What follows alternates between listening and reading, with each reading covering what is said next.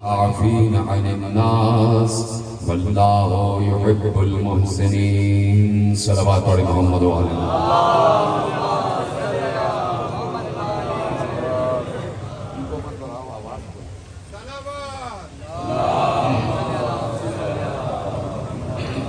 بلند آواز سے صلوات على محمد وعلى محمد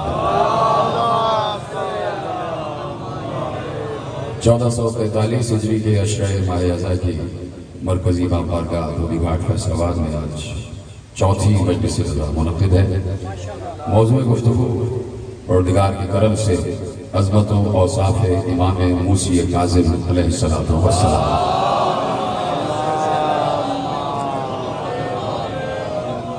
اور مسلسل عرض یہی کیا جا رہا ہے کہ یہ بات ایک لاشعور، بے شعور، کم شعور، ایک کم علم انسان بھی اس بات کو سمجھتا ہے کہ اللہ اپنے بندوں سے رابطہ بغیر وسیلہ نہیں رکھتا۔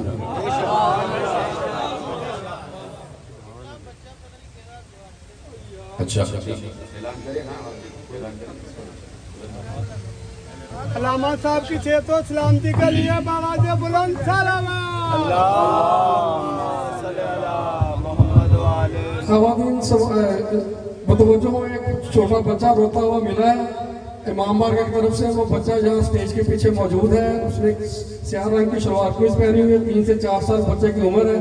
وہ بچہ جہاں ہمارے پاس سٹیج کے پیچھے موجود ہے، امام بارگاہ کی طرف سے وہ بچہ ہمیں ملا ہے روتا ہوا۔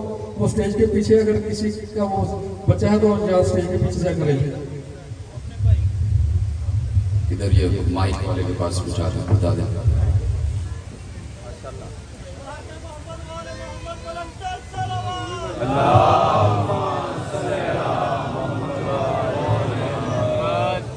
یہ کس کا بچہ ہے؟ آواز جا رہی ہے اس کو بھی؟ کس کا بچہ ہے جو بچہ اپنے ساتھ آیا اس کے ساتھ نہیں ہے؟ کون ہے وہ شخص؟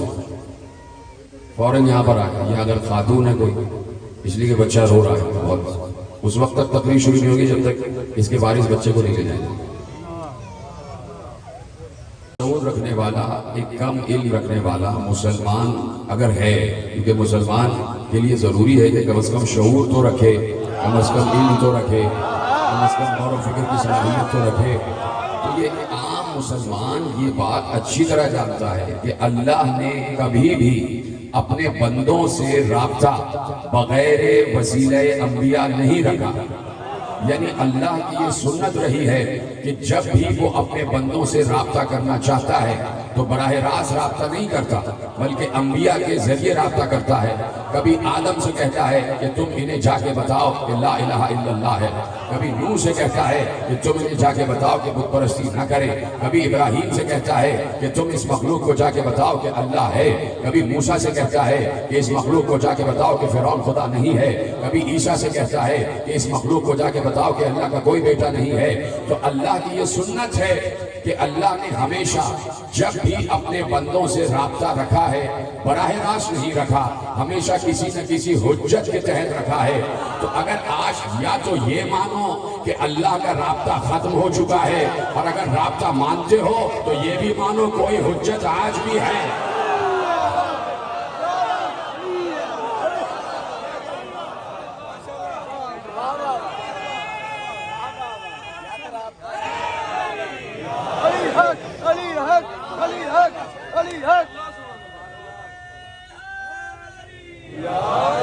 توجہ فرمائی نا آپ نے؟ یہ تو ایک معمولی سی عقل رکھنے والا انسان بھی یہ بات سمجھ سکتا ہے۔ ہم مسلسل، کم از کم میرا تو اسٹانس یہی ہے کہ انسان عالم ہو، ملا نہ ہو۔ مولوی کے کبھی یہ بات سمجھ میں نہیں آئی۔ وہ ملا جس کا ذکر علامہ اقبال نے کیا، علامہ اقبال بھی ملا کے خلاف تھے، کو یاد ہے؟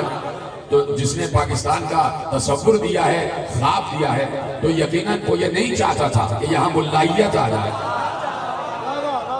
تو کیوں نہیں ان باتوں کی طرف توجہ ہوتی کہ اللہ نے ہمیشہ اپنے بندوں سے رابطہ رکھا ہے وسیلے کے ذریعے، حالانکہ وہ وسیلے کا محتاج نہیں ہے۔ وہ وسیلے کا محتاج نہیں ہے، وہ ذریعے کا محتاج نہیں ہے، وہ کسی بیچ میں رابطے اور واسطے کا محتاج نہیں ہے، اسے کسی کی محتاج ہی نہیں ہے، لیکن اس کے باوجود اس نے 1,24,000 کا سلسلہ رکھا اور دنیا کو بتا دیا کہ بھائی بات یہ ہے کہ میں جب موسیٰ سے بغیر درخت کے وسیلے کے بات نہیں کرتا تو تم سے بغیر وسیلہ کیسے بات کروں؟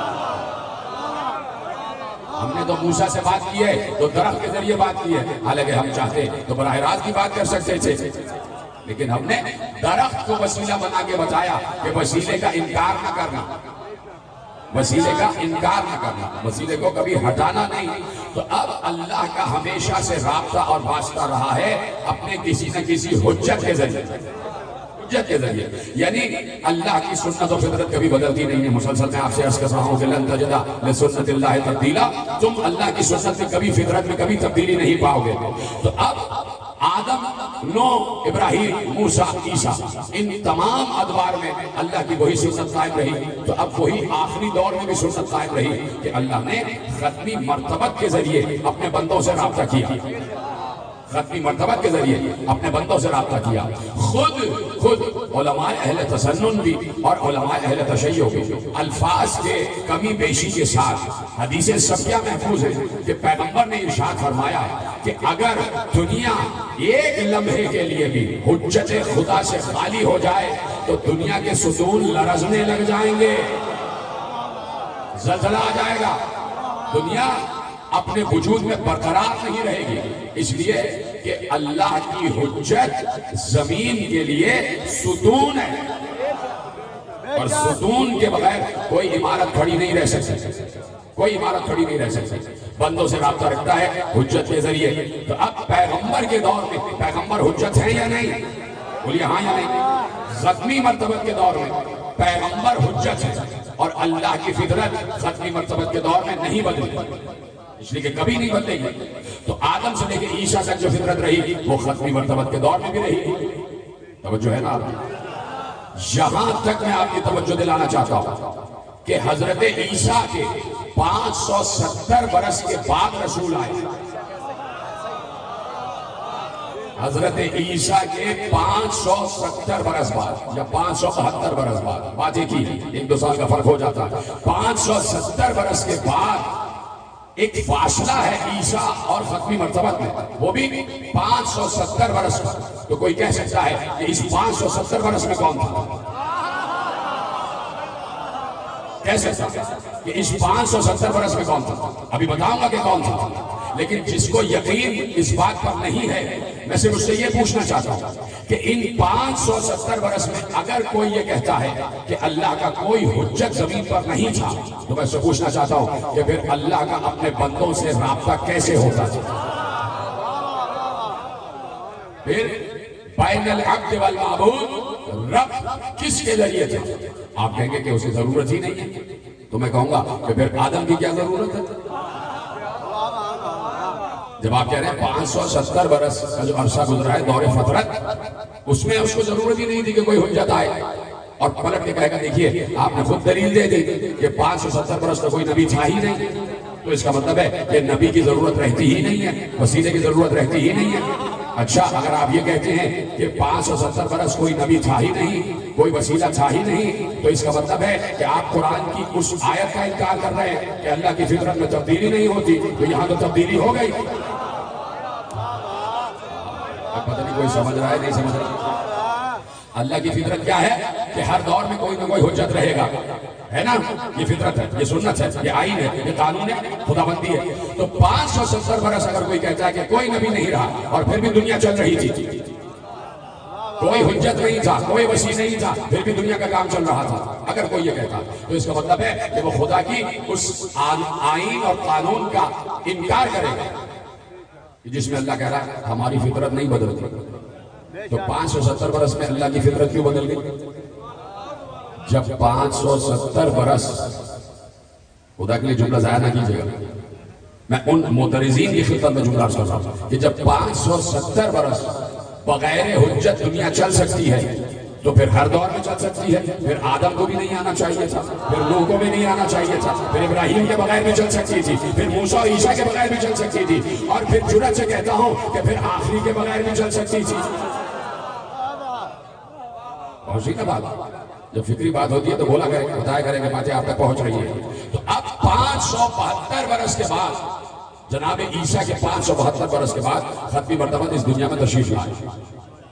ختمی مرتبہ اس دنیا میں تشریف لائے 572 برس کے بعد, جسے دور فطرت کہا جاتا ہے. میرا عقیدہ جو میں نے اپنے آئمہ سے سیکھا ہے وہ یہ ہے کہ اللہ کی فطرت کبھی نہیں بدلتی. تو میں اس یقین پر قائم ہوں کہ 572 برس بھی اللہ کی فطرت نہیں بدلی. اگر بدل جائے تو آئین قرآن بدل جائے گا. تو میں اس یقین پر قائم ہوں کہ 572 برس بھی اللہ کی فطرت نہیں بدلی. کوئی نہ کوئی حجت اس دور میں بھی ہے, کوئی نہ کوئی حجت اس دور میں بھی ہے. فرق یہ رہا ہے کہ کبھی حجت ظاہر رہا ہے, کبھی حجت غائب رہا ہے. جدھر سلامت رہے آپ. کبھی حجت ظاہر رہا ہے, کبھی حجت غائب رہا ہے. خود میرے مولا موسی کاظم علیہ السلام نے ارشاد فرمایا کہ اللہ کی 2 حجتیں ہیں, ایک حجت ظاہر اور ایک حجت غائب. ایک حجت ظاہر اور ایک حجت غائب. کا حجت ظاہر وہ ہے جو دکھائی دے رہے ہیں, اور حجت غائب وہ ہے کہ اللہ کبھی نہ کبھی کسی نہ کسی دور میں کوئی نہ کوئی حجت رکھتا ہے. تو اب 572 برس ایک دور فطرت گزرا ہے. میں پھر جملہ دوہرا رہا ہوں کہ میرے معصوم اماموں نے جو طریقہ بتایا ہے اور جو فطرت بتائی ہے, میں اس یقین پر قائم ہوں کہ 572 برس میں بھی یقیناً کوئی نہ کوئی حجت رہا ہے. میں صرف ایک حجت کی طرف اشارہ کر دیتا ہوں, آپ خود سمجھ لیجئے گا کہ وہ حجتیں کون کون رہی ہیں. ایک بار میرے ساتھ امام موسی کاظم علیہ السلام سے کسی نے عرض کی کہ مولا یہ بتائیے, مولا یہ بتائیے, اور میں پہلا لفظ کہوں گا آپ پہنچ جائیں گے. مولا یہ بتائیے کہ حضرت ابو طالب پیغمبر پر بھی حجت تھے, پیغمبر پر بھی حجت تھے کیا نہیں؟ پیغمبر پر حجت تو نہیں تھے, پیغمبر پر حجت تو نہیں تھے. کہا پھر کیا تھے؟ کہا وہ عیسیٰ کے اوصیاء میں سے تھے. جب انہوں نے تمام انبیاء کے تبرکات محمد کے حوالے کر دیے, اللہ نے انہیں اپنے پاس بلا لیا.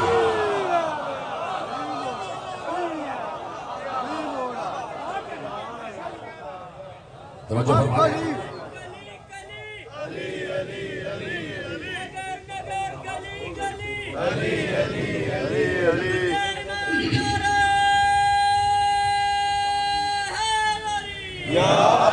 توجہ ہے نا؟ صحیح ہے, بالکل ایسے.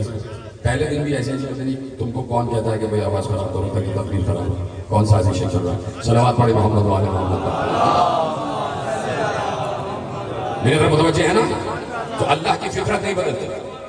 دور رسول میں خود رسول حجت, دور رسول میں خود رسول حجت. اب جو تم نے آواز کی ہے مجھے یقین ہے جتنے کیمرے لگے ہوئے, جتنے لوگ لاکھوں لوگ سن رہے ہیں, ان کو لفظ سمجھ ہی میں نہیں آ رہا ہوگا, اس لیے ای کو بہت زیادہ ہو رہا ہے. ٹھیک ہے, اب جیسا بھی یہ سن لیجیے گا, ٹھیک ہے, میرے ساتھ رہیے گا. اس لیے کہ جب اہم ترین بات ہوتی ہے تو میں اس لیے چاہتا ہوں کہ ذرا سی بھی ڈسٹربنس نہ ہو, کہ میں فکر آپ کے حوالے کر رہا ہوں, کوئی عقیدہ, کوئی نظریہ, کوئی قانون آپ کے حوالے کر رہا ہوں. میری طرف متوجہ رہے گا, آگے پیچھے دائیں بائیں سب کی طرف دیکھتے رہیے. تو اللہ کی فطرت نہیں بدلتی. دور رسول میں رسول حجت, بولے ساتھ میرے, بولے بولتے جائیں.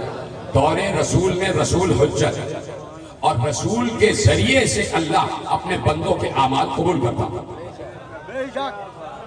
دیکھیے میں کیوں کہہ رہا ہوں کہ حجت کا وجود ضروری ہے, اس لیے کہ وہاں سے جب کچھ یہاں آئے گا تو حجت کے ذریعے آئے گا, اور یہاں سے جب وہاں جائے گا تو حجت کے ذریعے جائے گا. آپ چپ ہو گئے. جب آپ چپ ہوتے ہیں تو مجھے رکنا پڑتا ہے, اور پھر ذرا سا وقت اور زیادہ صرف ہو جاتا ہے.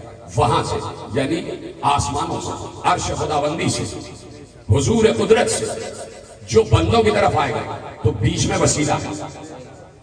اے آدم, اے نوح, اے موسیٰ, اے عیسیٰ, ابراہیم, اے حجت تم پہنچاؤ. اور یہاں سے بندوں کی طرف سے جو اللہ کی طرف جائے گا وہ بھی اسی وسیلے سے جائے گا, چاہے وہ بندوں کی نماز ہی کیوں نہ ہو. چاہے وہ بندوں کی عبادتیں ہی کیوں نہ ہو. یہ عبادتیں بھی حجت کے ہی ذریعے جاتی ہیں. توجہ فرما رہے ہیں.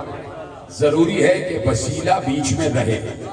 عام انسان تو عام انسان. رسول سے کسی یہودی نے آ کے پوچھا کہ یہ جو آپ کے چاہنے والے کہتے ہیں کہ آپ ہر نبی سے افضل ہیں، تو آپ کو اپنی فضیلت بتائیے. پیغمبر نے فضیلت بیان کرنا شروع کی اور اتنے ذہین مند لوگ بیٹھے ہوئے کہ میں ایک فضیلت بیان کروں گا، آپ ساری فضیلتیں خود بخود جوڑ لیں گے. ہے نا تیار؟ کہا کہ آپ کے چاہنے والے کہتے ہیں آپ ہر نبی سے افضل ہیں، تو یہ بتائیے کہ آپ کی افضلیت کیا ہے، آپ پہ کون سی ایسی خصوصیت اور صفت ہے کہ آپ کو ہر نبی سے افضل قرار دیتی ہے. پیغمبر نے مسکرا کے کہا آدم سے عیسیٰ تک سب سے میں افضل. کہا کیسے؟ کہا آدم کی توبہ قبول نہ ہوتی اگر میرا اور میرے اہل بیت کا وسیلہ نہ کرتے. اب جوڑ لیجئے نا سارے جملے. کہا نوح کی کشتی غرق ہونے والی تھی اگر میرا اور میرے اہل بیت کا وسیلہ نہ اختیار کرتے. ابراہیم آگ میں جل جاتے، موسیٰ دریا میں غرق ہو جاتے، عیسیٰ سولی پہ چڑھ جاتا. جو فرما رہے ہیں تو انبیاء تک کو وسیلے کی ضرورت رہی ہے. نواز اللہ کے حوالے کیا، انبیاء تک کو وسیلے کی ضرورت رہی ہے. تو ایک وسیلہ تو ہر دور میں رہا ہے نا، جسے محمد کہتے ہیں،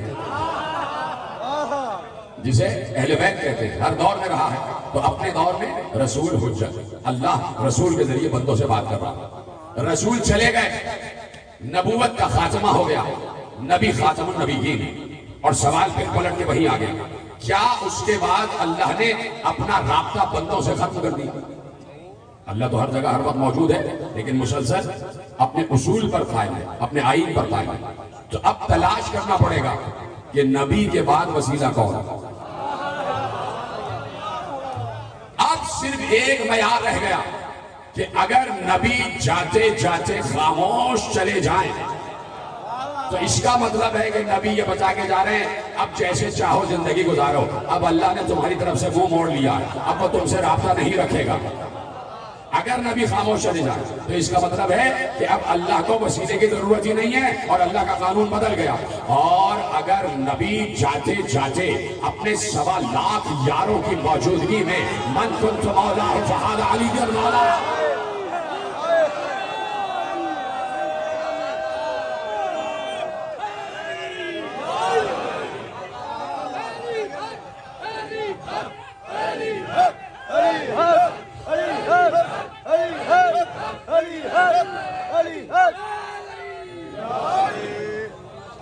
مجھے فرمائیے آپ 1.25 لاکھ صحابہ کی موجودگی میں پیغمبر نے کہا ہے کہ من کنت مولا ہو فہذا علی المولا، میں جس کا مولا ہوں اس کا یہ علی مولا ہے. تو اب ذرا سا ترجمے کو تبدیل کر کے آپ کے حوالے کر دوں کہ اب تک میں عبد اور معبود میں وسیلے کا راستے کا واسطہ تھا، اب میرے بعد علی راستہ و واسطہ ہے.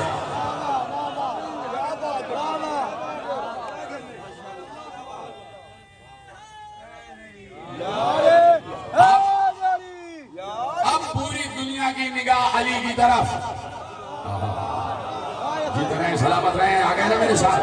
اب پوری دنیا کی نگاہ علی کی طرف کہ اگر علی 40 ہجری سے پہلے خاموش ہو کے چلے جائیں تو اس کا مطلب ہے کہ بعد علی اللہ نے رابطہ منقطع کر دیا. اور اگر علی حسن مصطفیٰ سے یہ کہے کہ آؤ سوالات کے جوابات دو تو اس کا مطلب ہے کہ بعد علی حسن مصطفیٰ اللہ سے بندوں کے رابطے کا وسیلہ. اب پوری دنیا کی نگاہ حسن مصطفیٰ کی طرف. حسن مصطفیٰ اگر خاموش چلے جائیں تو رابطہ ختم ہے، اور جاتے جاتے حسین کے کاندھے پہ ہاتھ رکھ کے جائیں تو سمجھ لینا کہ حسن کے بعد حسین وسیلہ ہے. اب پوری دنیا کی نگاہ حسین پر. جب بات سمجھ میں آ جائے تو بولتے ہی رہا کرو. اب حسین خاموش چلے جائیں تو رابطہ ختم ہے اللہ کا، اور اگر حسین زین العابدین کے کاندھے پہ ہاتھ رکھیں تو اس کا مطلب ہے اپنے دور میں زین العابدین وسیلہ ہے. اب پوری دنیا کی نگاہ زین العابدین پر. اگر زین العابدین خاموش چلے جائیں تو اس کا مطلب ہے کہ اللہ کا رابطہ ختم ہو گیا. اب زین العابدین نے ایک بار کاندھے پہ ہاتھ رکھا محمد باقر کے تو اب محمد باقر اللہ کی طرف سے وسیلہ، اب پوری دنیا کی نگاہ محمد باقر پر، اگر محمد باقر خاموش چلے جائے تو اس کا مطلب ہے اللہ کا رابطہ ختم ہو گیا، لیکن جاتے جاتے محمد باقر نے جعفر صادق کے کاندھے پہ ہاتھ رکھا، تو اب دنیا سمجھ گئی کہ اللہ کا وسیلہ جعفر صادق ہے، اب اگر جعفر صادق خاموش چلے جائے تو رابطہ ختم ہو چکا ہے، لیکن ایک بار جعفر صادق نے کہا وہ جھولے میں موسی کاظم سو رہا ہے،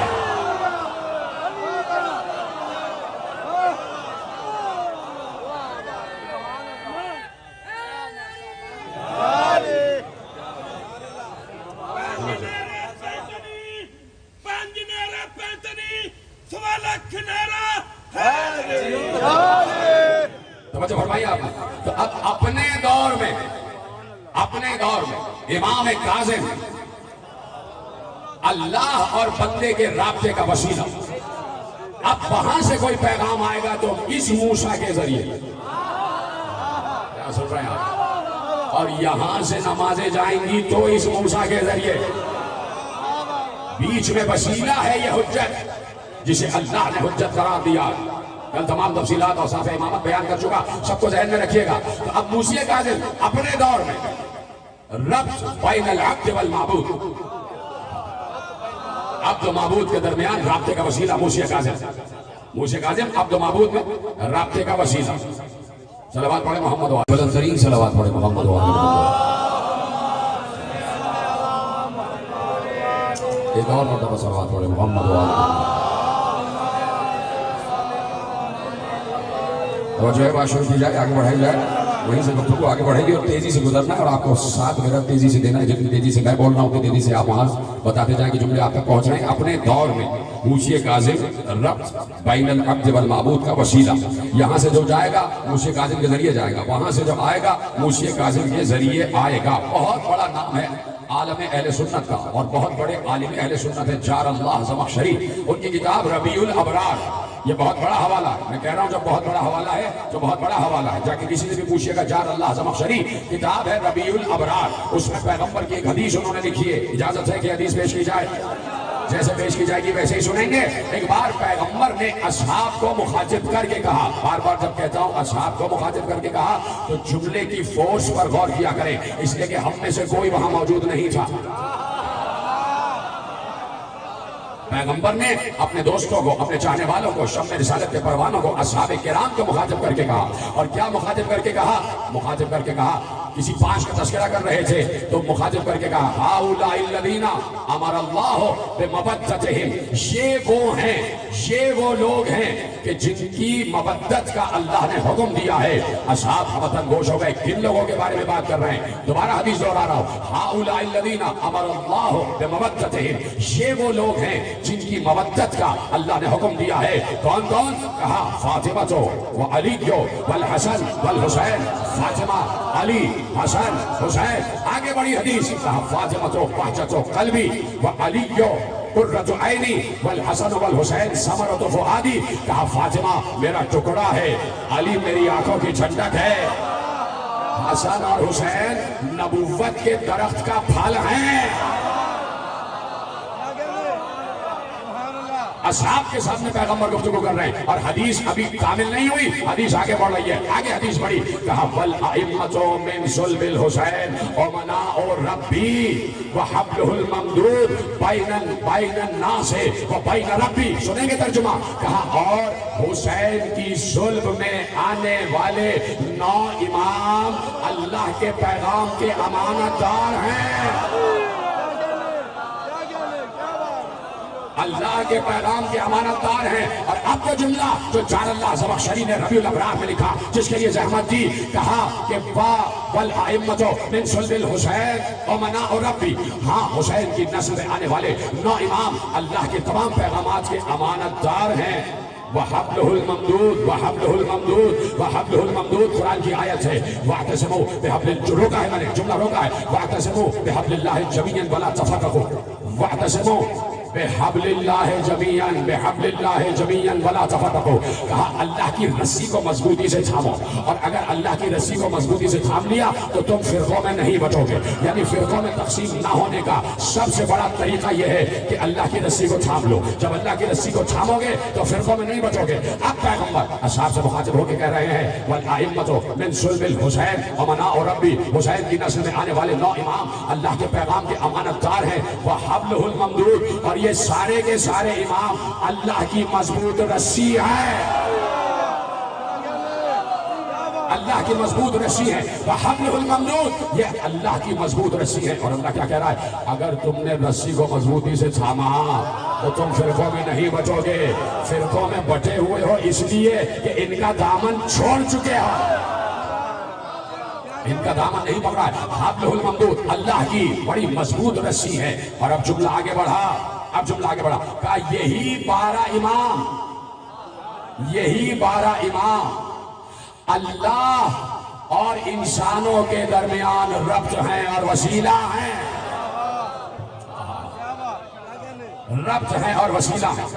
حدیث آگے بڑھی، کہا کہ وَمَن تَمَسَّكَ بِهِ نَجَا، جو ان سے متمسک رہا اسی نے نجات پائی، اسی نے نجات پائی. وَمَن تَخَلَّفَ عَنْهُمْ، اور جس نے ان کو چھوڑ دیا، کوئی اور راستہ پکڑ لیا. جملہ ذرا سا میں اپنے حوالے سے آپ کے حوالے کر رہا ہوں.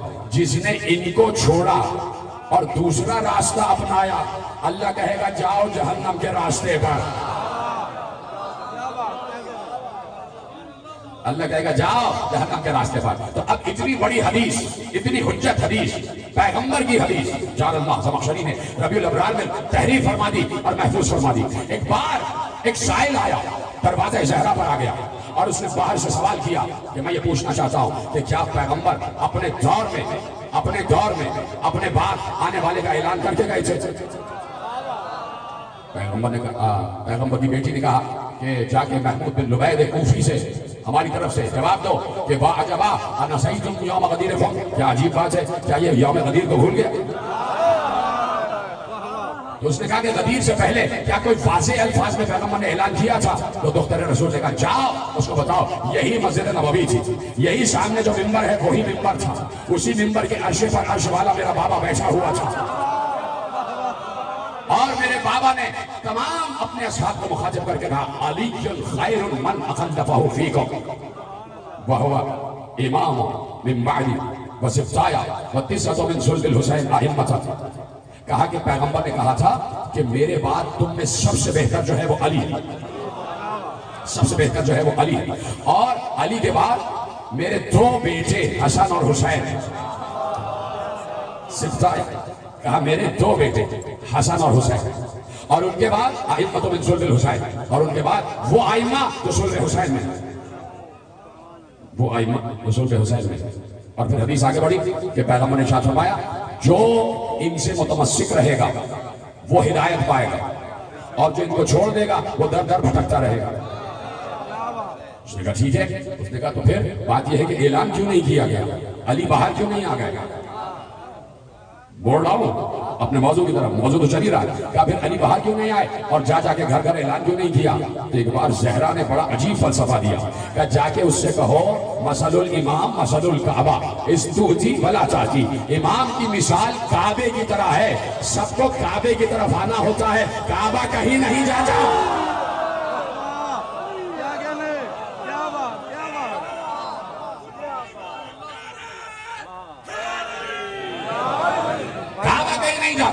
سب کو کعبے کی طرف آنا، یعنی جسے ہدایت چاہیے وہ منار ہدایت کی طرف چل کے آئے.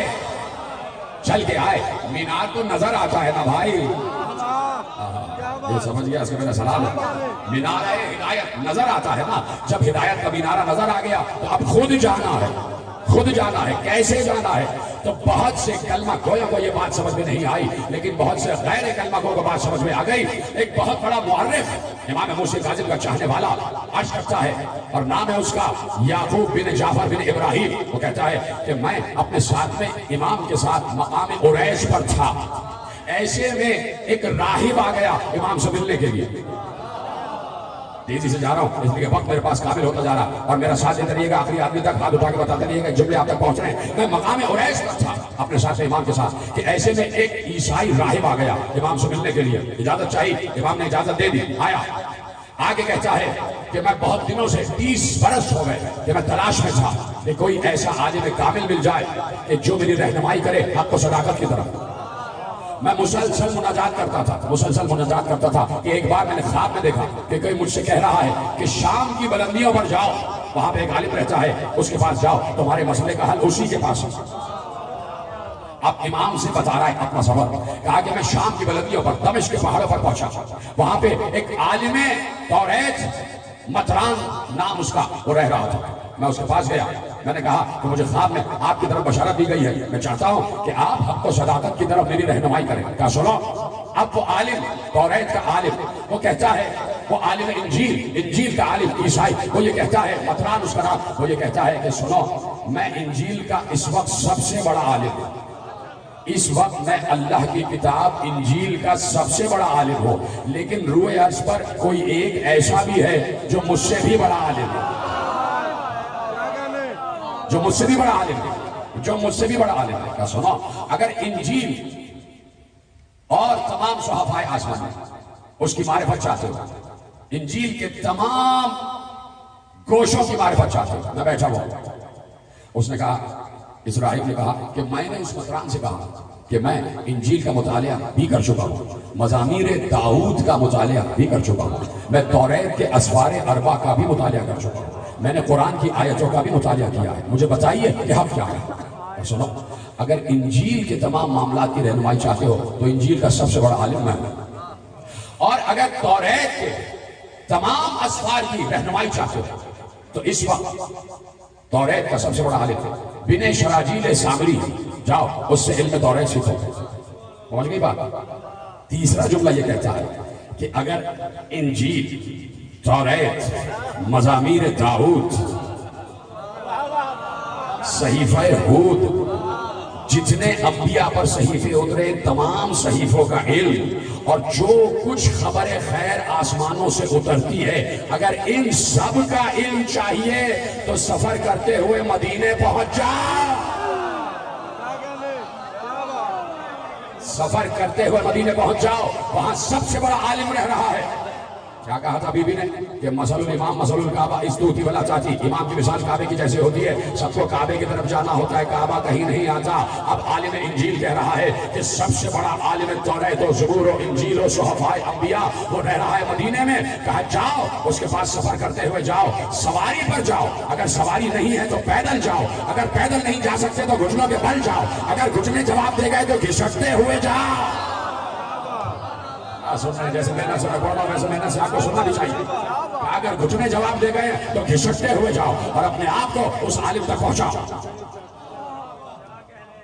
ایک عجیب بات ہے کہ ایک عالم انجیل کو یہ بات معلوم ہے کہ امام تک خود جانا ہوتا ہے، امام تک خود جانا ہوتا ہے۔ یہ جہاں ہم بیٹھے ہیں ہمارا گھر تو نہیں ہے نا، ہم اپنے گھر میں تو نہیں بیٹھے، تو ہمیں بھی یہ بات معلوم ہے کہ امام سے ملنا ہے تو امام کی طرف آنا ہوتا ہے۔ 1400 برس سے اپنے گھر سے نکل کے اپنے آپ کو درگاہ امام تک پہنچایا ہوا، کہا گھسٹتے ہوئے جاؤ، پہنچو۔ کہا مجھے نہیں پتا وہ کہاں ہے، کہا یثرب جاؤ، کہا یثرب مجھے نہیں پتا یثرب کیا ہے، کہا وہ دور جاہلیت میں مدینے کا نام تھا، کہا اب اس کا نام ہے مدینہ الرسول، جاؤ مدینے جاؤ، اور وہاں بنی نجران کے باغ کے قریب جانا، وہیں سامنے محلہ ہے، اس محلے میں ان کا گھر ہے، اس گھر کے سامنے ایک بوڑھا ہے جو چٹائیاں بن رہا ہے۔ کہا کہ جانا اور وہاں پوچھنا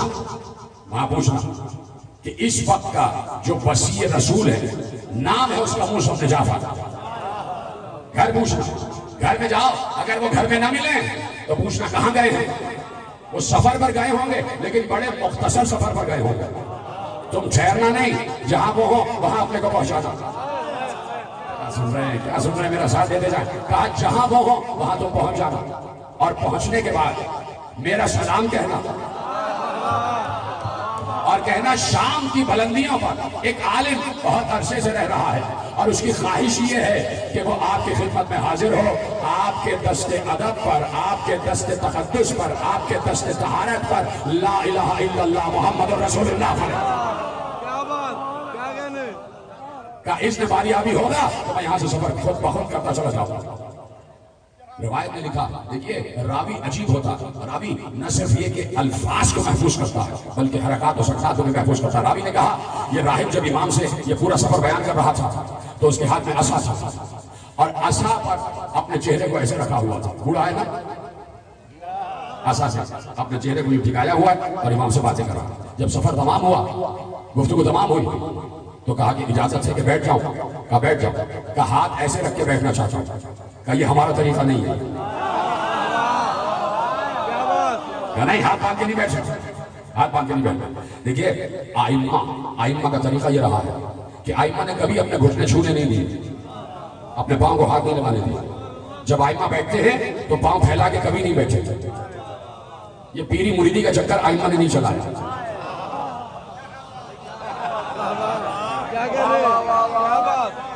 یہ شادی ہیں، یہ پیر صاحب ہیں، یہ فلانے ہیں، یہ فلانے ہیں، پاؤں چھوئے جا رہے ہیں۔ جب آئمہ اتنے بڑے ہیں اور آئمہ نے کہا کہ ایسا ہمارے ساتھ نہ کرنا، اس لیے کہ آج تم پاؤں چھو رہے ہو، کل سجدہ کرنے لگ جاؤ گے۔ اور آج ہم نے کچھ مناظر انٹرنیٹ پہ دیکھے ہیں کہ کچھ شاہ صاحبان کے قدموں پہ سجدے ہو رہے ہیں۔ شرم نہیں آتی ایسے شاہ صاحبان کو؟ ایسے جو جعلی پیر بنے ہیں ان کو شرم نہیں آتی کہ آئمہ اور آئمہ؟ اب گفتگو یہ ہے، میں نے ایک جملہ کہا نا کہ امام کبھی پاؤں پھیلا کے نہیں بیٹھتے تھے، بس میں بیٹھتے تھے کبھی پاؤں پھیلا کے نہیں بیٹھتے تھے۔ کسی نے پوچھا پاؤں پھیلا کے کیوں نہیں بیٹھتے؟ کہا ہر وقت تو رب کے سامنے بیٹھے ہوتے ہیں۔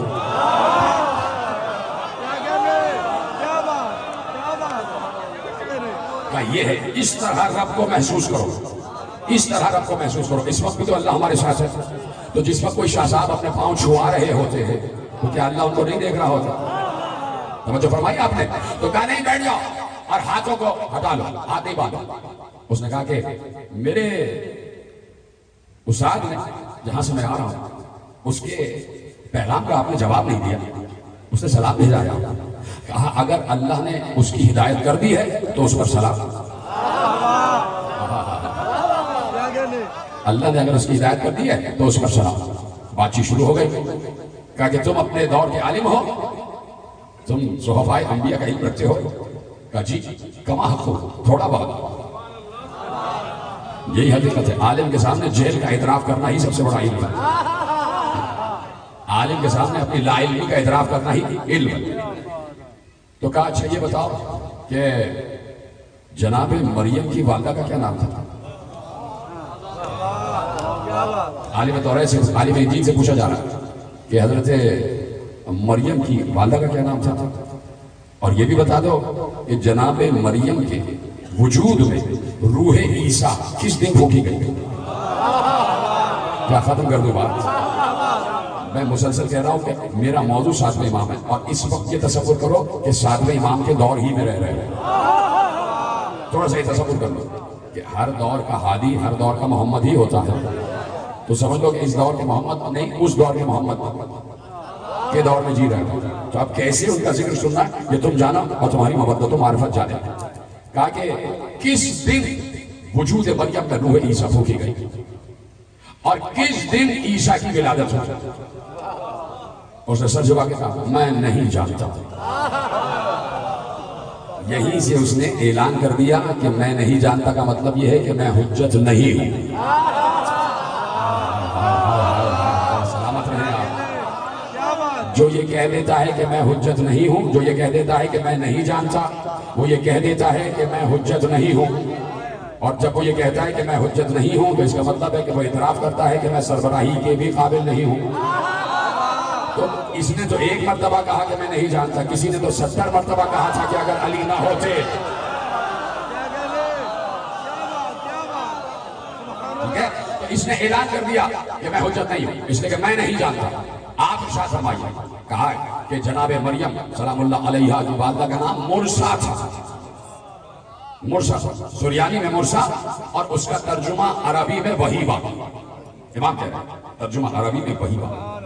میں اپنے آپ کو اپنا اپنے آپ کے لیے کہہ رہا ہوں کہ اگر میں وہاں بیٹھا ہوا ہوتا دست ادب جوڑ کر تو جب امام یہ جواب دے رہے ہوتے تو میں خاموش نہ رہتا جیسے آپ خاموش ہو گئے. کہا کہ مریم کی والدہ کا نام مرسا جس کا عربی میں ترجمہ وہی بات. اور سنو جب مریم کے وجود میں روح عیسیٰ پھونکی گئی وہ جمعہ کا دن تھا. جبرائیل نازل ہوئے جمعہ کے دن اور اللہ کے نبی نے اس لیے جمعہ کو عید کا دن قرار دیا کہ اس دن آسمانوں سے روح اتری. ہائے ہائے ہائے ہائے یعنی جس دن آسمان سے روح اترے وہ دن عید کا دن ہوتا ہے. تبھی 3 شعبان بھی عید ہے 15 رمضان بھی عید ہے. سمجھو فرمائی کہ وہ دن عید کا دن ہے. اور جناب مریم کا بیٹا عیسیٰ منگل کے دن پیدا ہوا. جمعہ روح ہو گئی ہفتہ اتوار پیر 3 دن بعد کا منگل کے دن عیسیٰ کی ولادت ہوئی جب 4:30 پہر دن کا چڑھ چکا تھا.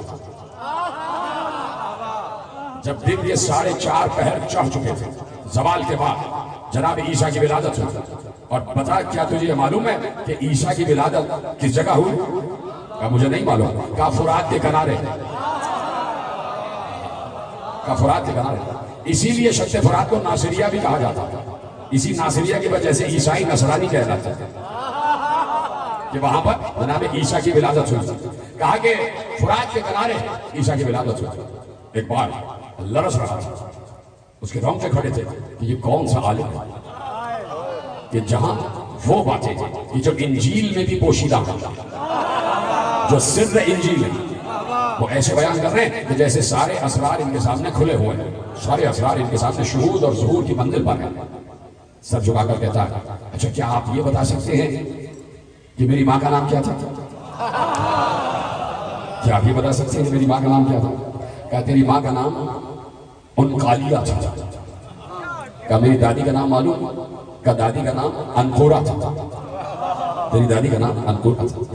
کہا کیا میرے دادا کا نام بتا سکتے ہیں؟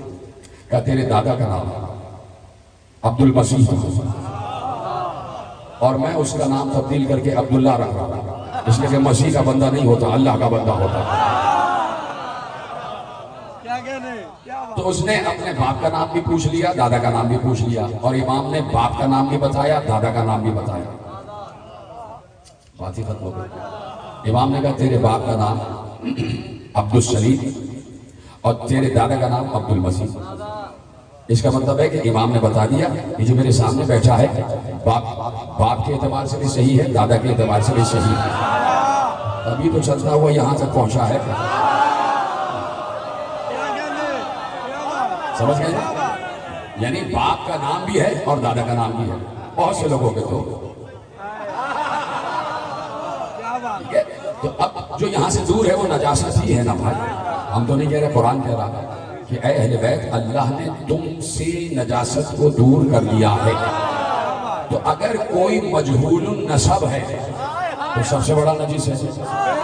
اور مجہول النسب یہ گھر جا کے ترجمہ پڑھ لیجئے گا. مجہول النسب نجیس ہوتا ہے اور جو نجیس ہوتا ہے وہ آل محمد کی معرفت حاصل کر ہی نہیں سکتا. اب سمجھ میں آیا کہ معرفت والے کم کیوں ہیں اور غیر معرفت والے اکثریت میں کیوں ہیں. تو انسان سب کچھ ہو مجہول النسب نہ ہو. مجہول النسب نہ ہو تو ایک ایک بات کا جواب دیتے گئے. باپ کا نام بھی بتایا دادا کا نام بھی بتایا اس کا خود کا نام بھی بتایا. جیسے ہی تمام سوالات کے جوابات مکمل ہوئے ایک بار لرزتا ہوا کھڑا ہوا. اب یہ ہے ادب.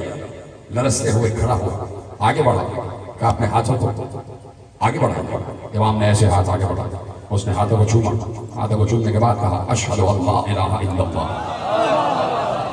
واشہد ان محمد رسول اللہ واشہد انک حجۃ اللہ فی الارض.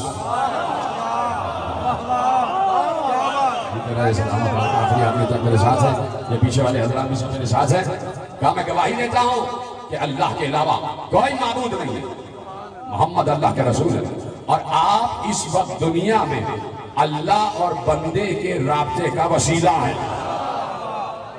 آپ اللہ کی حجت ہے اس وقت اس دنیا میں. اللہ کی حجت ہے. کیا کہا کہ اپنے کو پہنچاؤ امام کی طرف. اپنے کو پہنچاؤ امام کی طرف. اور بعض اوقات تو یہ ہے کہ اپنے کو پہنچاؤ تو یہ بھی بڑی بات ہے، لیکن وہ کتنی بڑی بات ہے کہ امام کسی سے کہے کہ آؤ میرے پاس، امام کسی سے کہے کہ آؤ میرے پاس۔ وقت کامل ہو گیا اور یقیناً بہت سے مطالب رہ گئے، کل انشاءاللہ تھوڑا سا وقت آپ کا زیادہ لے لوں گا، آج مجھے 2-4 کام اور بھی ہیں اور آگے بڑھنا ہے، اس لیے گفتگو کو یہاں روکتا ہوں۔ ایک وہ کہ جو امام کی طرف جا رہا ہے، اور ایک وہ جسے امام خط لکھ کر بلا رہا ہے۔ بھیا وہاں سے فوج میں فوج آ رہی ہے، کبھی شمر دستہ لے کے آ رہا، کبھی بن سعد دستہ لے کے آ رہا، کبھی کوئی دستہ لے کر آ رہا، کبھی ہرملہ کا دستہ آ رہا، سارے ان کے مددگار آ رہے ہیں، کیا تمہارا کوئی مددگار نہیں آئے گا؟ حسین نے خط لکھا، یہ خط ہے حجت زمانہ حسین ابن علی کا، مرد فقیر، رجل فقیر، حبیب ابن مظاہر کا۔ حبیب اتنی جلدی پہنچنا کہ ایسا نہ ہو کہ تم آؤ اور فرزند زہرا کا گلا کٹ چکا ہوں۔ میں کربلا آ چکا ہوں حبیب، اور میرے ساتھ میرے اہل حرم نہیں، تو کتنا بڑا مرتبہ ہے جناب حبیب کا کہ حجت خدا نے بلایا، حجت خدا نے بلایا۔ تو ہم بھی اپنے کو باعث شرف اس لیے سمجھتے ہیں کہ ہمیں بھی حجت خدا بلاتا ہے، اور اس کے بلانے کا انداز مختلف ہے۔ وہ آواز دے کے نہیں بلاتا، وہ محرم کا چاند طلوع کر کے بلا لیتا ہے۔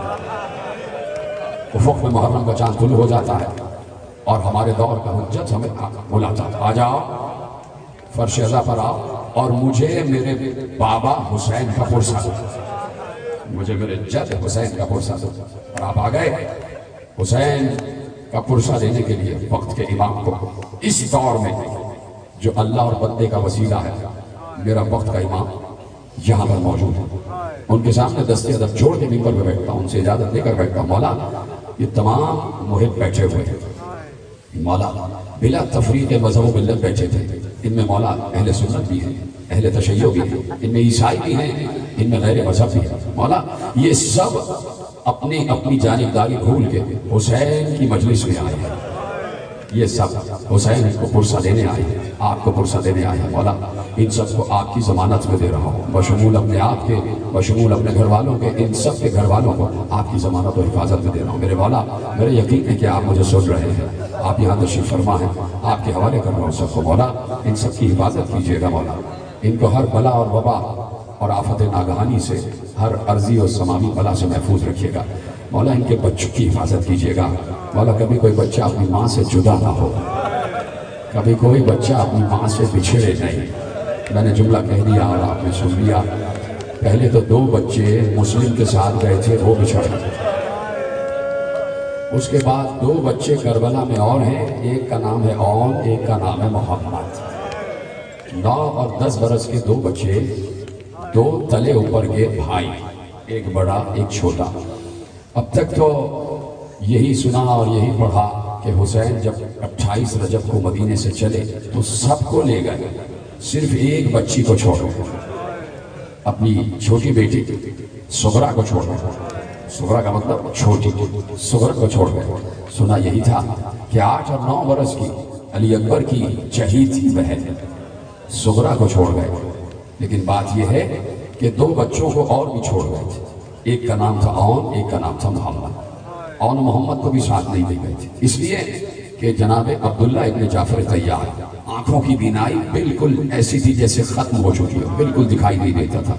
یہ بھی اللہ کی مصلحت ہوتی ہے، اس لیے کہ یہ بات بالکل طے شدہ ہے جو بچپن سے آپ سن رہے ہیں۔ ہر سال بتانا اس لیے ضروری ہوتا ہے کہ ایک نئی نسل شعور کی منزل پر آتی ہے تو ان تک بھی یہ جملے پہنچ جائیں کہ ایسے 4 سپاہی اور بہادر اور شجاع تھے کہ پورا عرب کہہ رہا تھا کہ اگر حسین ان 4 کو اپنے ساتھ کربلا لے جاتے تھے تو پھر کسی کی مجال نہیں تھی کہ حسین کے خیمے تک پہنچ سکتا، حسین کے خیمے تک پہنچ سکتا۔ اس میں ان 4 میں ایک نام جناب عبداللہ ابن جعفر طیار کا بھی تھا، جناب عبداللہ ابن جعفر طیار، جناب محمد حنفیہ، جناب مسلم ابن عقیل، اور چوتھا نام تو تم جانتے ہو نا، ابو الفضل عباس۔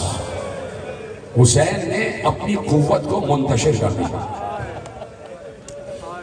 حسین نے اپنی قوت کو منتشر کیا، اور یہ بمشیت الہی کی مسلم کو کوفے بھیج دیا، عباس کو ساتھ رکھا، اس لیے کہ عباس مطیع امامت ہے، نظام شناس امامت ہے، اور صرف حسین تھے، صرف حسین۔ کائنات میں دو ہستیاں ہیں، حسین اور شریکت الحسین، جو عباس کے جلال کو روک سکتے تھے۔ تفصیل میں 8 محرم کو پڑھو۔ عبداللہ ابن جعفر طیار بمصلحت الہی آنکھوں کی بیماری میں مبتلا ہو گئے، جناب محمد حنفیہ کو راشا ہو گیا۔ یہ سب مشیت الہی کے تحت تھا، تاکہ معلوم ہو اور حسین بتائیں کہ میں جنگ کے لیے نہیں آیا، میں جنگ کے لیے نہیں آیا، میں مباہلے کے لیے آیا ہوں، میرے ساتھ میرے بچے اور میرے گھر کی خواتین بھی ہیں۔ عبداللہ ابن جعفر کی آنکھوں کی بینائی تقریباً ختم ہو چکی تھی۔ اور محمد کو اشارہ کیا، بابا کے ساتھ رہا، اس لیے حکم امامت ہے، بچے رک گئے بابا کے ساتھ، قافلہ چل پڑا۔ جس وقت فہرست بنائی جا رہی تھی جانے والوں کی، یہ تو یقیناً پڑھا جاتا ہے جملہ، اور جملہ بڑا مشہور ہے، اور یہ بات بھی یاد رکھیے کچھ مسائل کی روایتیں ایسی ہیں کہ جو مشہور ہیں، جن پہ بہت زیادہ گریہ ہوتا ہے، ان کا کہیں حوالہ ہو یا نہ ہو، امام کا حکم ہے کہ ان کو پڑھا جائے۔ سمجھے آپ؟ یہ علماء نے ائمہ سے عکس کیا ہے کہ کچھ روایتیں ایسی ہیں کہ اگر حوالہ ملے یا نہ ملے، لیکن روایتیں ایسی ہیں کہ ان کو پڑھا جائے۔ اسی طرح ایک روایت یہ ہے کہ حضرت عباس نے فہرست بنائی تو سب سے پہلے شریکت الحسین کا نام لکھوایا، لیکن بات یہ ہے کہ روایت یہ کہتی ہے کہ بی بی کا نام نہیں لکھوایا، حسین ابن علی نے بہن کا نام نہیں لکھوایا۔ اب سوچو بہن پر کیا گزر رہی ہوگی، ایک بہن علی اکبر کی اور ایک بہن حسین کی، نام نہیں۔ جب فہرست کی پورے ناموں کی فہرست کی خبر شریکت الحسین کے کان میں پہنچی اور کہا میرا نام نہیں، ایک بار چادر اوڑھ کے بھائی کی خدمت میں آئی، بھیا کیا آپ کو وصیت یاد نہیں کہ اماں نے کہا تھا جاتے جاتے کہ میری بیٹی جہاں میرا ماں جایا، جہاں تیرا ماں جایا حسین جائے، ساتھ ساتھ جانا۔ بھیا آج آپ مدینہ چھوڑ رہے ہیں، میرا نام نہیں۔ کہا کہ بہن تمہارا نام مشیت خدا میں ہے، تمہیں جانا، تمہارے بغیر کربلا نامکمل ہے، لیکن میں بانی شریعت ہوں، میں مالک شریعت ہوں، کیا ہی اچھا ہو کہ اپنے شوہر سے اجازت دے کے آ جائے۔ یہ ہے حسین، یہ ہے آل محمد کا گھرانہ، اس کو کہتے ہیں شریعت کی پاسداری۔ بی بی آئیں، حضرت عبداللہ ابن جعفر کی خدمت میں آئیں اور بیٹھ گئے۔ جناب عبداللہ ایک دم احترام شریعت الحسین اٹھ کے بیٹھ گئے، کہا کہ کیسے تشریف لائیں؟ کہا کہ بھیا جا رہے ہیں اور آپ سے اجازت مانگے۔ رونے لگے، عبداللہ ابن جعفر رونے لگے، کہا کہ آپ کیسی بات کرتی ہیں، آپ اور مجھ سے اجازت مانگیں؟ میں کون ہوتا ہوں روکنے والا؟ اس لیے کہ اگر میں نے روکا تو اس کا مطلب ہے کہ میں اپنے مولا علی کی وصیت کو رد کر دوں گا۔ کہا کہ بی بی آپ کو یاد نہیں ہے کہ جب آپ کے بابا علی میرے سر پر صحرا باندھ رہے تھے تو انہوں نے یہی کہا تھا، عبداللہ جب بھی حسین مدینہ چھوڑے تو زینب کو روکنا نہیں۔ اجر کو بنا کہا نہیں، میرے بھیا نے کہا ہے کہ آپ سے اجازت ضروری ہے۔ سینے پہ ہاتھ رکھ کے کہا کہ بی بی مجھے گناہگار نہ کریں، آپ خود امر کی مالک ہیں۔ شہزادی کو اجازت مل گئی، سلام کیا اور آگے قافلے میں شامل ہو گئی۔ قافلہ چل پڑا، قافلہ چل پڑا۔ چلتے چلتے قافلہ دور پہنچا تھا، تھوڑی دور پہنچا تھا کہ محلہ بنی ہاشم سے کچھ لوگ قافلے کی طرف آتے ہوئے دکھائی دیے۔ کوئی ہاتھ کا اشارہ کر کر کے کہہ رہا تھا کہ کچھ دیر عباس، کچھ دیر روک دو، عباس کچھ دیر روک دو۔ عباس قافلے کا چلایا کرتے تھے، کبھی آگے جاتے تھے کبھی پیچھے آتے تھے۔ اب جو پیچھے آئے تو دیکھا سامنے سے عبداللہ ابن جعفر طیار اپنے دونوں بیٹوں کا ہاتھ پکڑے ہوئے، ایک ہاتھ اون کے ہاتھ میں، ایک ہاتھ محمد کے ہاتھ میں پکڑے ہوئے آ رہے ہیں۔ یا تو ان دونوں بیٹوں کا ہاتھ پکڑا ہوا ہے یا دونوں بیٹوں نے باپ کو سہارا دیا ہوا ہے۔ جیسے ہی کہا آقا قافلہ روک دیجئے، سید ابن علی نے کہا عباس ابھی تو چلے ہیں، کیوں روک دے؟ کہا پیچھے سے عبداللہ آ رہے، جعفر طیار کے صاحبزادے آ رہے ہیں اور ان کے ساتھ ان کے دو بیٹے۔ اب یہ بات صرف حسین کو معلوم، قافلہ روکا گیا۔ جناب عباس نے کہا کہ کتنی دیر کے لیے رکنا ہے؟ کہا کچھ دیر رکنا ہے۔ کہا تو کیا خیمے لگا دیا جائے بیویوں کے لیے؟ کہا سب کے لیے نہ لگانا، صرف شریکت الحسین کے لیے لگانا۔ میں جملے پڑھ رہا ہوں اور آپ سن رہے ہیں اور میں دیکھ رہا ہوں کیسے آپ کے چہرے کے لیے کن ہو رہے ہیں۔ یہی ایک طریقہ ہے، میں آپ کو بتا رہا ہوں کہ مجھ سے برداشت نہیں ہوتا جب میں خود مسائل پڑھ رہا ہوتا ہوں یا سنتا ہوں، میں اسی لیے ذرا سا دیر سے بھی آتا ہوں کہ جب ذاکر مسائل پڑھتا ہے تو میری ہچکیاں بن جاتی ہے، اس لیے میں بھی چاہتا ہوں ویسے ہی آپ سنیں، میں ذرا رک رک کے پڑھ رہا ہوں اس لیے کہ میرا کلیجہ پھٹ جاتا ہے۔ میرے سامنے وہ تمام مناظر آ رہے ہوتے ہیں کہ کس طریقے سے خیمے لگائے گئے، کہاں صرف شریعت الحسین کا خیمہ لگے گا، خیمہ لگا دیا گیا، بی بی اس میں آ گئی، کہا کہ بھیا مجھے کیوں خیمے میں بٹھایا ہے؟ کہا کہ آپ کے شوہر عبداللہ آ رہے ہیں۔ جیسے ہی بی بی نے یہ لفظ سنا کہ عبداللہ آ رہے ہیں، بی بی کے دل کی دھڑکن تیز ہو گئی، شہزادی کے چہرے پر اضمحلال آ گیا، بی بی کا چہرہ زرد ہو گیا، سوچ رہی تھی کہ عبداللہ کیوں آ رہے ہیں، ابھی تو اجازت دی تھی، کہیں ایسا تو نہیں کہ عبداللہ مجھے روکنے کے لیے آ رہے ہیں، کہیں ایسا تو نہیں کہ مجھے روک دیں گے اور مجھے شریعت کے حکم کے تحت شوہر کا حکم ماننا پڑے گا۔ عبداللہ ابن جعفر آ گئے، خیمے میں داخل ہوئے، کہا عبداللہ آپ نے تو اجازت دے دی تھی، پھر کیوں آئے ہیں؟ کہا بات یہ ہے کہ میں چاہوں، میں بڑا ہوں حسین بن علی سے، میں چاہتا تو حسین کا ہاتھ پکڑ کے روک لیتا، لیکن بات یہ ہے کہ وہ حجت خدا ہے، وہ امام زمانہ ہے، وہ مشیت خدا کے جاننے والے ہیں اور پابند ہیں، تو جو ان کا فیصلہ ہے وہ اللہ کا فیصلہ ہے، لہٰذا میں ان کو روک نہیں سکتا، لیکن میرا دل چاہتا تھا کہ میں ساتھ جاتا اور میں بھی فاطمہ کے لال کے پسینے پر اپنا لہو بہا دیتا، لیکن مجھ پر جہاد ساقط ہو چکا ہے، لیکن بی بی دل میں تمنا ہے کہ میں حسین کی نصرت کروں، میں حسین کی نصرت کروں۔ ایک بار پیچھے اشارہ کیا، جیسے اشارہ کیا خیمے کے اندر اون اور محمد داخل ہو گئے۔ عبداللہ ابن جعفر نے اون اور محمد کا ہاتھ پکڑا، آپ کی آواز بلند ہو جائے، اون اور محمد کا ہاتھ پکڑ کر کہا کہ بی بی عاشورے کے دن جب میرے امام میرے بھائی حسین پر خطرے کا وقت آ جائے، جب اس کی جان پہ بن جائے تو اون کو میری طرف سے اور محمد کو اپنی طرف سے، اون کو میری طرف سے اور محمد کو اپنی طرف سے قربان کر دیجیے گا۔ خدا کی قسم روایت کہتی ہے کہ شہزادی نے چیخ مار کر گریہ کیا اور ایک بار شکریہ کی نظر سے عبداللہ ابن جعفر کو دیکھ کر کہا، ابن جعفر تیار، تم نے مجھے خوش کر دیا، اے عبداللہ آپ نے مجھے خوش کر دیا، آپ نے میری ماں زہرا کو خوش کر دیا، مجھے سرخرو کر دیا۔ میں سوچ رہی تھی ہر بیوی اپنی قربانی لے کر جا رہی ہے، زینب کی کیا قربانیاں ہوں گی؟ عبداللہ آپ کا شکریہ۔ اور محمد اپنی اپنی سواریوں پر سوار ہو گئے، قافلہ چل پڑا، ختم ہو گئی گفتگو، آ گیا قربانیوں کا دن۔ آنسو نہ آئے پرواہ نہ کرنا اور آنسو کا انتظار بھی نہ کرنا، بس مجھ ایک حقیر ذاکر کی طرف دیکھتے رہنا اور مجھ سے لفظ سن کے ہائے حسین کہتے رہنا۔ میں کہہ رہا ہوں آنسوؤں کا انتظار نہیں کرنا، بس تمہارے چہروں سے مجھے لگے کہ تم رو رہے ہو، تم کسی غریب مسافر کے گزرے ہوئے قافلے کا تذکرہ سننے آئے ہو، تم ایک ماں کی قربانیوں کا ذکر سننے آئے ہو، تمہاری آوازیں گریہ بلند ہو جائے، ہزاروں لوگ اس وقت سن رہے ہیں اور روز صبح گریہ ہو رہا ہوتا ہے، اس کا ثواب تمہیں بھی جا رہا ہے، اس کا ثواب تمہیں بھی جا رہا ہے۔ ایک بار قربانیوں کا دن آ گیا، بار بار شریعت الحسین نے کہا، اور محمد تم کب جاؤ گے، کب قربانیاں پیش کرو گے؟ بس لپٹ کے ماں سے کہنے لگے، اماں بار جاتے ہیں اور بار ماموں اپنے سینے سے لگا کر کہتے ہیں میری بہن کی یادگار ہو، عبداللہ ابن جعفر کی یادگار ہو۔ کیسے جانے دو؟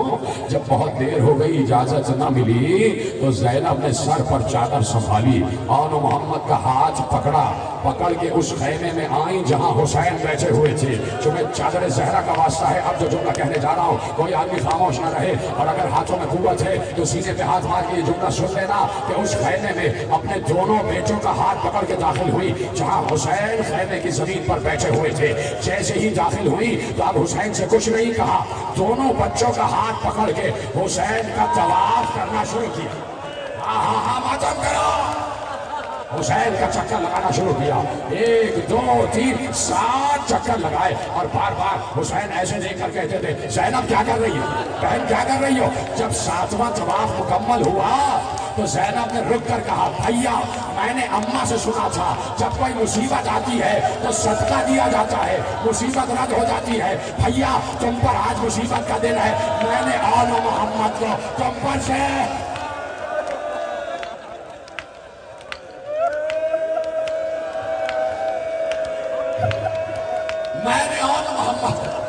صدقہ کر دیا۔ اور بھیا سننا جملہ سننا، نوجوانوں تمہارے تو ہاتھ میں گنبد ہے نا، تمہیں چادر زہرا کا واسطہ سینے پہ ایسے ہاتھ مارو کہ آواز آئے، ماتم کی آواز آئے، ماتم کی آواز آئے۔ آج اس لیے کہتا ہوں نا کہ شریعت الحسین کے بچوں کا تذکرہ، اس لیے کہہ رہا ہوں کہ رو، اس لیے کہہ رہا ہوں رو، کیوں کہہ رہا ہوں پتہ ہے؟ اس لیے کہ زینب اپنے بچوں کے لاشوں پر نہیں روئی۔ کیا گریہ کر رہے ہو؟ کیا گریہ کر رہے ہو؟ جتنے حضرات بیٹھے، یہ جتنی پس پردہ خواتین میری مائیں بہنیں بیٹھی، خدا تمہارے سہاگ کو، تمہارے بچوں کو سلامت رکھے۔ کہا بھیا میں نے اماں سے سنا ہے کہ صدقہ دینے سے مصیبت رد ہو جاتی ہے، اور بھیا میں نے اماں سے یہ بھی سنا ہے کہ صدقے کو زیادہ دیر گھر میں رکھا نہیں جاتا، صدقے کو فوراً باہر نکالا جاتا ہے۔ اے بھیا میرے بچوں کو اجازت دے دو، میرے بچوں کو، میری قربانیوں کو اجازت دے دو۔ اب سوچو کہ بھائی پر کیا گزر رہی ہو، جو بہنوں سے محبت کرنے والے بھائی ہیں نا، وہ سوچے کہ جب بہن یہ جملے کہہ رہی ہو تو بھائی پر کیا گزرتی ہے، اور بھائی بھی حسین جیسے، بہن بھی بنت علی جیسے، اور قربانیاں بھی بھانجو یعنی آل محمد جیسے۔ تو حسین پر کیا گزری یہ حسین جانتے ہیں۔ ابھی محشر میں جب کربلا کا منظر دکھایا جائے گا تو سب مل کے حسین سے پوچھیں گے مولا آپ کے دل پر اس وقت کیا گزری تھی؟ آج تو گریہ کر لو نا۔ کہا بھیا میری قربانیوں کو اجازت دے دو۔ کہا بہن بہت بڑی بات آپ نے کہہ دی، اب آپ نے کہا ہے تو حسین رکے گا نہیں، جائیے آل محمد کو اجازت مل گئی۔ جملہ سنیں گے، مقتل کا ایک منظر آپ کے حوالے کر رہا ہوں کہ جاؤ آل محمد جاؤ۔ حسین اور عباس آگے بڑھا، دونوں بچوں کے گھوڑے در خیمہ پہ رکھے کھڑے کر دیے گئے، اور ابھی حسین اون کا ہاتھ پکڑے ہوئے تھے، عباس محمد کا ہاتھ پکڑ کے لے کے جا رہے تھے۔ تو بی بی زینب سلام اللہ علیہا نے کہا بھیا ایسے نہیں جانے دوں گی بچوں کو، ابھی رک جائیے، کچھ دیر رکیے، میں ذرا بچوں کو تیار تو کرتا ہوں، اپنی قربانیوں کو تیار تو کرتا ہوں۔ سنیں گے کیسے تیار کیا؟ بچے خیمے میں لائے گئے، حسین اور عباس بھی آ گئے، بیویاں بھی آ گئے۔ شریعت الحسین نے ایک صندوق کھولا، 2 امامے نکالے، کہا یہ امامہ جعفر طیار کا امامہ ہے، کہا دوسرا امامہ میرے بابا حیدر کرار کا امامہ ہے۔ 2 بچوں کو نانا اور دادا کی وراثت دی، اور کہا بچوں ایسی جنگ کرنا کہ فوج شام سے الامان الحفیظ کی آواز آ جائے۔ بچوں دیکھو ماں وصیت کر رہی ہے، نصیحت کر رہی ہے کہ میں اس سے خوش ہو جاؤں گی جو عمر سعد کے خیمے تک پہنچ جائے، جو عمر سعد کے خیمے تک پہنچ جائے۔ اور سنو بچوں میں اسے دودھ نہیں بخشوں گی اگر تم دریا تک چلے گئے، خبردار دریا کا رخ نہ کرنا، خبردار پانی کو آنکھ اٹھا کے نہ دیکھنا، اس لیے کہ علی اصغر پیاس،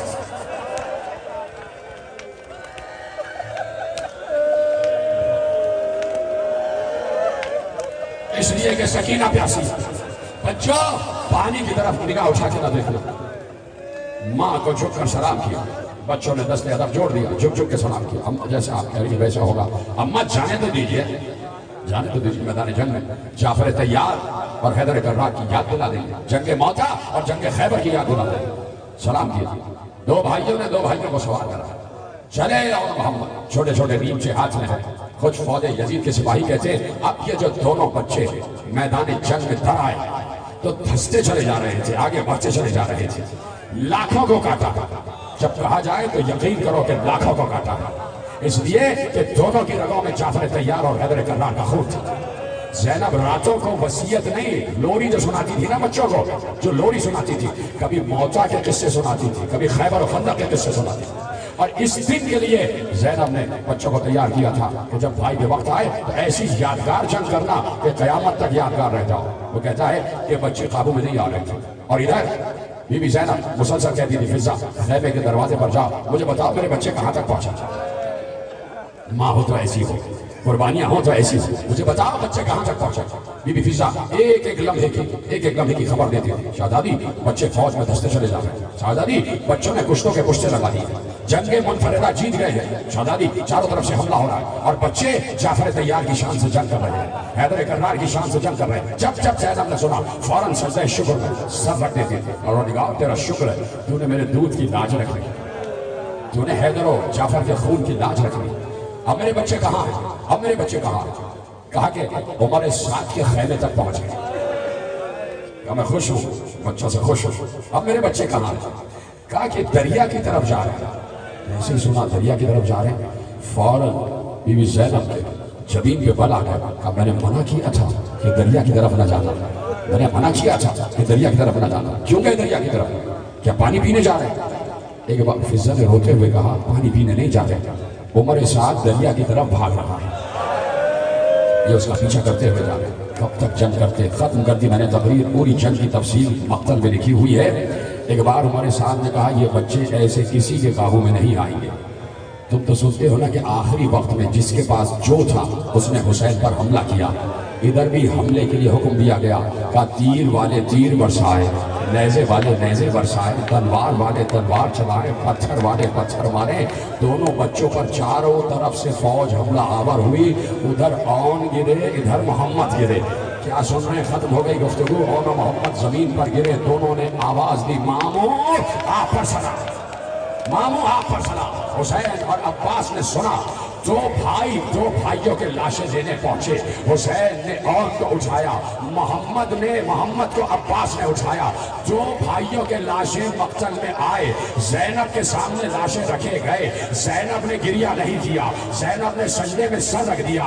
ختم ہو گئی گفتگو، اون و محمد کے لاشوں پر زینب نے گریہ نہیں کیا۔ شام غریبہ آ گئی، زینب اون و محمد پہ نہیں روئی۔ دربار کوفہ آ گیا، زینب اون و محمد پہ نہیں روئی۔ دربار شام آ گیا، زینب اون و محمد پہ نہیں روئی۔ ایک بار رہا ہو گئی، اون محمد پہ نہیں روئی۔ آ گئی کربلا چہلم پر، پھر بھی اون محمد پہ نہیں روئی۔ مدینہ لے واپس آ گئی، اون محمد پہ نہ روئی۔ قبر رسول پر آ گئی، اون محمد پہ نہ روئی۔